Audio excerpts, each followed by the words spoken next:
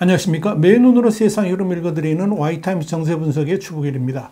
시진핑 3기 정권에 있어서 최대의 과제 중 하나죠. 이 빈부격차 문제인데요. 이 빈부격차 해소 방안으로 시진핑 주석이 이미 실패한 바 있던 이 공동부유 정책 카드를 또다시 꺼내들면서 이 중국의 기업들이 긴장하고 있습니다.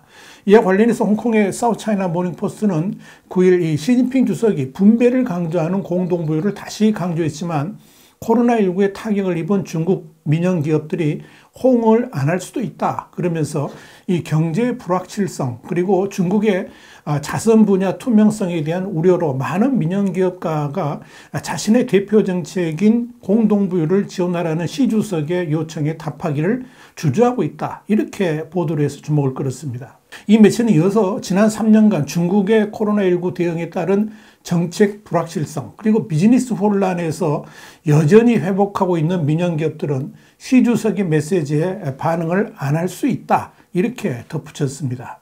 자, 여러분, 이 시진핑 주석이 공동부유 카드를 또다시 꺼내든 것은 이 3기 내각이 들어서면서 분배 중심의 시진핑 경제정책에 강력하게 반대 의사를 펼치던 리커창 총리가 물러나가지고 더 이상 성장 중심의 경제체제를 요구하는 목소리가 사라졌기 때문에 그렇습니다. 물론 이번 전인대 개막식 업무보고에서는 공동부유라는 단어가 단 한 차례도 언급되지 않았습니다만은 시 주석은 지난 6일 전국인민정치협상회의에 참석한 중국민주건국회 그리고 공상업연합회 관계자들을 만난 자리에서 이런 말을 했습니다. 중국식 현대화는 전 국민의 공동부유 현대화라 그러면서 국유기업이든 민영기업이든 다 공동부유를 촉진하는 중요한 힘이며 공동부유를 촉진하는 사회적 책임을 져야 된다.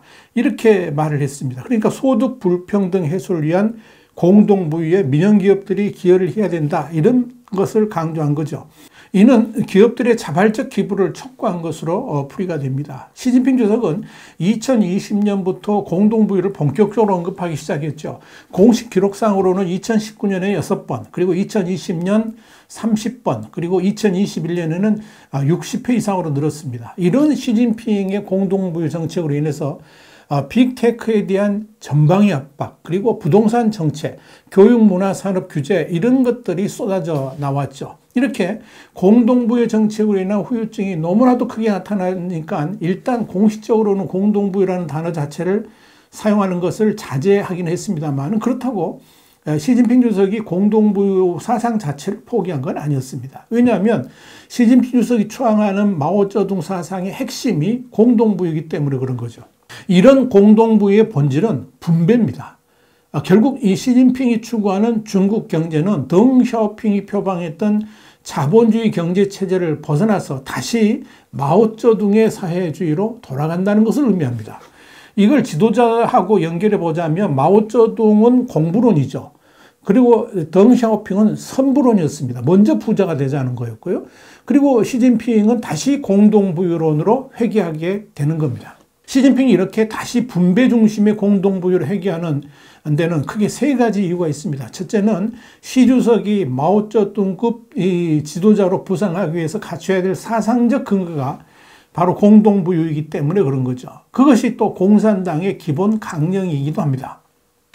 두 번째는 지금 중국 경제에서 빈부격차가 워낙 크다 보니까 이런 경제적 초격차를 해소하지 않고서는 중국 정치의 안정도 있을 수 없다. 이런 판단이 중요한 배경이 됩니다. 그리고 마지막 세 번째는 공동부유라는 그럴싸한 포장으로 시진핑 10년 동안에 행해진 경제정책의 실패를 덮으려는 거죠. 자신이 마치 선한 사마리아인이 된 것처럼 포장해가지고 민간기업의 부를 빼앗아가지고 가난한 사람들한테 나눠주겠다. 이런 이미지 포장술이 담겨 있다고 보시면 됩니다. 그러니까 지금 당신들이 가난하게 사는 것은 저 사람들, 부자들 때문이다. 이렇게 부자를 표적 삼아서 공격하게 만드는 그런 선전선동술도 깔려있다 보시면 됩니다. 자, 여러분, 시진핑 주석이 이런 공동부유 정책 시행은 사실 기업들에게는 세금만이 또 다른 세금 납부를 강요하는 것이나 다름없겠죠.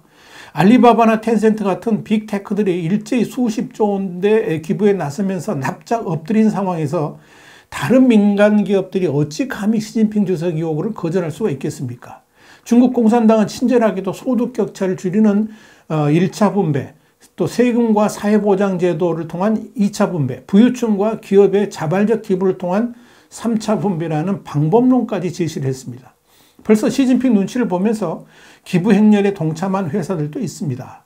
블룸버그는 지난 1월 11일 중국의 헤지펀드인 하이플라이어가 시진핑 주석이 강조하는 공동부유 정책에 동참하려고 지난해 3억 5,900만 위안을 기부했다라고 보도를 했습니다. 이 외에 링진 인베스트먼트, 그리고 상하이 민홍 인베스트먼트 같은 이런 다른 펀드들도 학교 건물 지어준다든지 코로나 방역 장비 제공 같은 자선 활동을 강화했다고 밝혔습니다. 특히 중국 2위 전자상거래 업체인 징동닷컴의 유창동 회장의 경우에는 지난해 2월 징동닷컴 보통주 6,238만 주를 제3의 공익단체에 기부를 했습니다. 징동닷컴은 지난해 2,000명의 관리자급여를 10에서 20% 삭감한 뒤에 이를 또 공동부유기금으로 출연도 했습니다.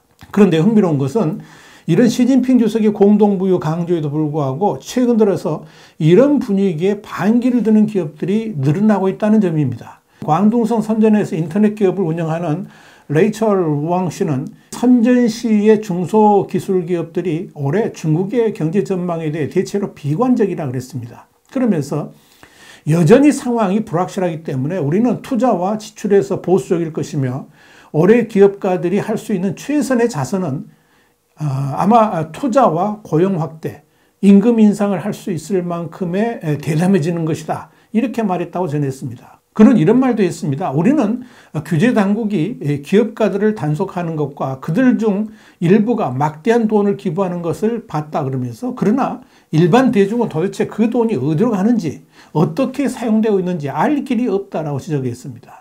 중국 산업단지 개발 투자자 가오전동도 사우스차이나 모닝포스트에 중국 정부가 당분간 부의 분배 추진에서 저자세를 유지해야 된다라고 말했습니다. 그는 이어서 결국 모두가 경제 둔화에 직면해 있는데 민간 분야는 위로받아야 되고 자신감을 회복해야 된다라고 말을 했습니다. 그러면서 공동부유 추진은 우려와 의혹을 불러일으키고 부의 엑소더스로 이어질 수 있다라고 지적을 했습니다.